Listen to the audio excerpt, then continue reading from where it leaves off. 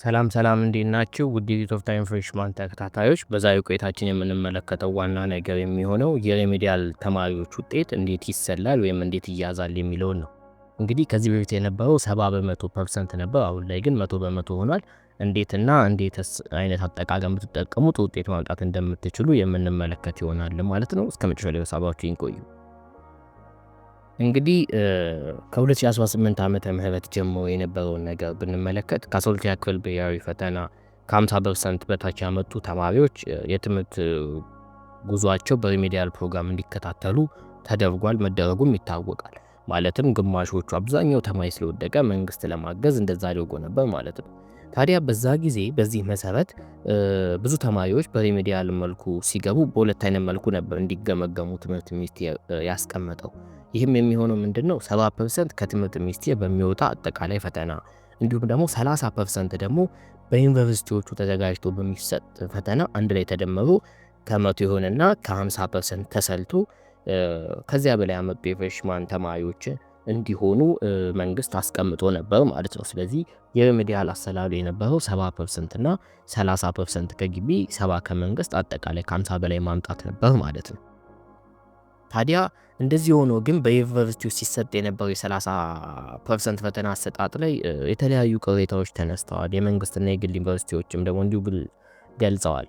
ማለትም ከ30ው ላይ ሲሆን አብዛኛው ጊዜ እንግዲህ የትምህርት ሚኒስቴር እንዳስታወቀው 30%ን በመንግስት እየተማሩ የነበሩ ተማሪዎች በግቢዎች ውስጥ ያሉት ቀጥታ ነጥብ ይሰጣቸው ነበር። ታዲያ ከ70 ብቻ ነበር እንዲፈተን የተደረገው። ታዲያ ይሄኛው ነገር ምን ሆነ? ተማሪ ከ30 ደፍኖ ከ70 ብቻ እንዲሆን አደረገው።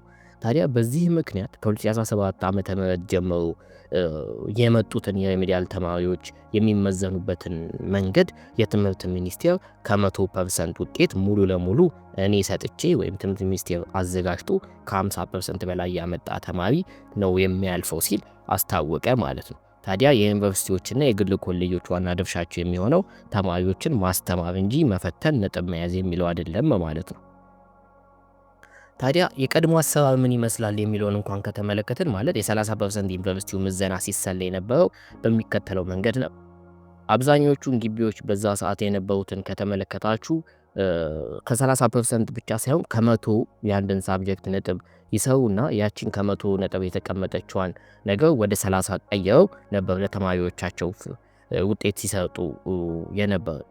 ለምሳሌ ያህል አንድ ተማሪ ከ100% የሚያመጣውን የሚከተለውን አንዳንድ ትምህርቶችን በምሳሌ ጠቅሼ የምነግርላችሁን ቢያመጣ ምን ሊያገኝ እንደሚችል የምንመለከት ይሆናል ማለት ነው።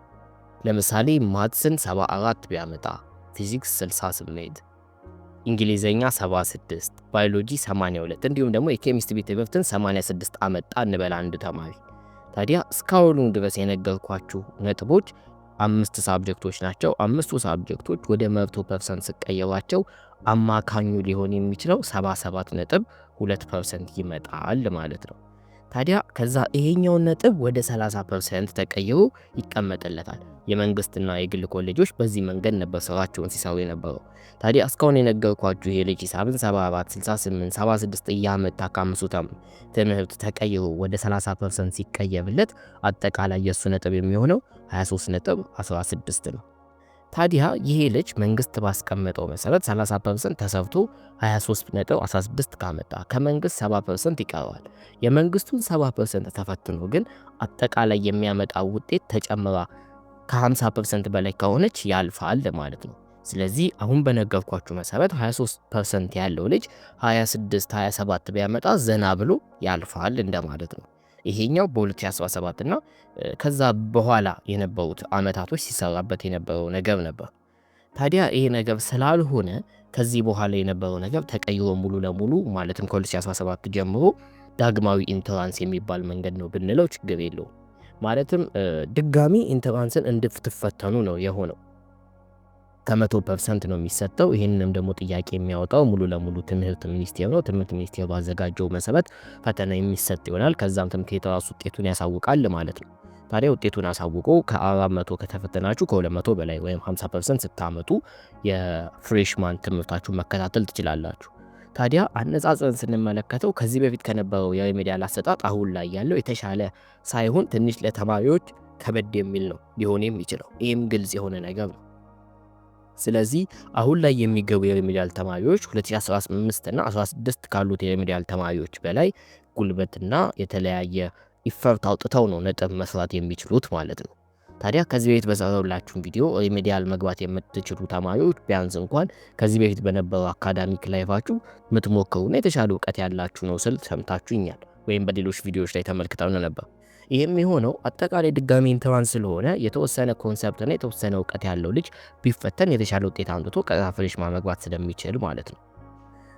ስለዚህ ይሄኛውን ነገር ከግምት ውስጥ በማስገባት የእናንተን የጥናት መንገድ ቀጥታ ከትምህርት ቤቱ ወይም ከምትማሩበት ኮሌጅ ከምትማሩበት ዩኒቨርሲቲ አላቃችሁ ሙሉ ለሙሉ ፈተናው ሊሰጥ የሚችለው በትምህርት ሚኒስቴር ስለሆነ ሁሉን ነገር እዛ ላይ ፎከስ አድርጋችሁ ብትሰሩ ውጤታማና የተሻለ ነገር መስራት ትችላላችሁ ማለት ነው። አዲስና ተጨማሪ ሀሳብ ካለ እንግዲህ በትምህርት ሚኒስቴር የሚሰጡ ነገሮች ካሉ የምነግራችሁ ይሆናል። አጠቃላይ ውጤት አያይዙ ግን እስካሁን የገለጽኩላችሁ ነው የሚሆነው። ታዲያ ይሄ ቪዲዮ ይጠቅማችኋል ለምትሉት ጓደኞቻችሁ እንዳልላኩላቸው ቻናሉን ሰብስክራይብ እያደረጋችሁ አይደለም፣ ቻናሉን ሰብስክራይብ አድርጉት። ከዚህ በተጨማሪ አዳዲስ ሰዎችን እንድንሰራ ስለምታግዙን ስለምታበረታቱን ማለት ነው። አባችን ስለቆያችሁ ግን አመሰግናለሁ። ቻው ቻው።